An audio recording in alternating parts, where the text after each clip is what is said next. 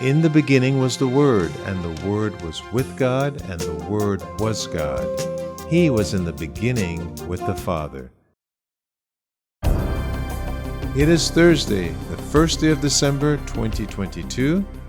Clive Walsh here, inviting you to join me as we read our devotional thought for today, coming from the book Truth for Life by pastor and author Alistair Begg.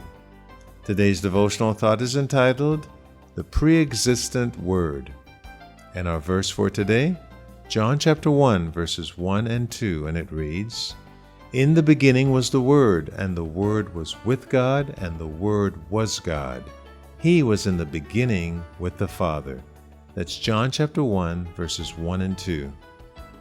Alistair Begg writes, Most of our mental pictures of Jesus owe more to artistic creativity than to biblical theology. The Bible gives us no physical description of Christ other than that he increased in stature. And that's found in Luke chapter 2, verse 52. It's exceedingly unhelpful for us, then, to imagine him with blonde hair and striking blue eyes, as many in the Western cultures have done. Such a picture not only fails to remember that he was a Middle Eastern Jew, it also prevents us from understanding and enjoying the awesome way in which the Gospel of John introduces him. From the very first verse, John tells us of Christ's eternality, his personality, and his deity. No matter how far back we consider the beginning of time to be, and no matter what model we may have in our minds of how time began, there we will find the pre-incarnate Son of God. He was not created, for he is the Creator. The child in the manger was the very same person who puts the stars in the sky, including the very star which led the wise men from the east to come and worship him. In his eternality, the Word Jesus is distinct from the Father and from the Spirit, not in essence but in person.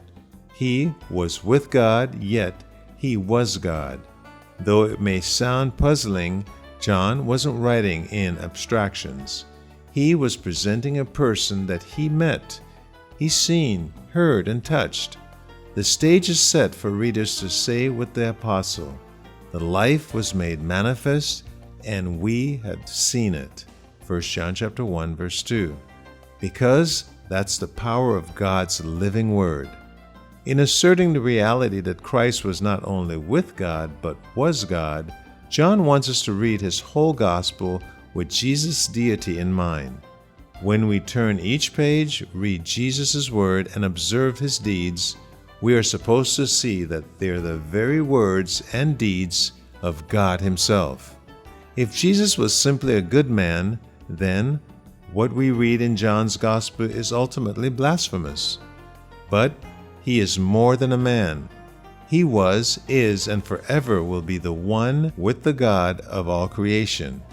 We need to understand John's opening verse in order to truly grasp who Jesus is so that we can, in the words of Bruce Smiley, worship him without cessation, worship him without hesitation, worship him without reservation, and worship him without interruption.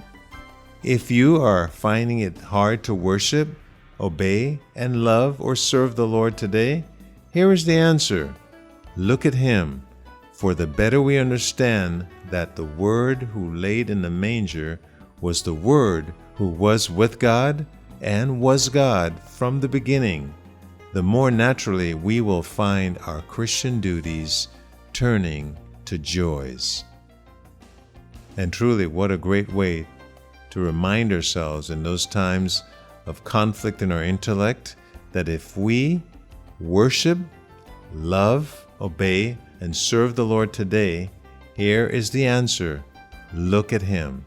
Look at the face of Jesus Christ, the Word become flesh and dwelt among us. So once again, our encouragement to you is to get into the Word and allow the Word of God to get into you, and in so doing, partaking in the very life and person of Jesus Christ. And that concludes our devotional thought for this first day of December 2022. And for those of you reading through the Word, 2 Chronicles chapter 25, 26, and 27, as well as the Gospel of Luke chapter 9, verses 37 through 62. And may the Lord richly bless you. My name is Clive Welch.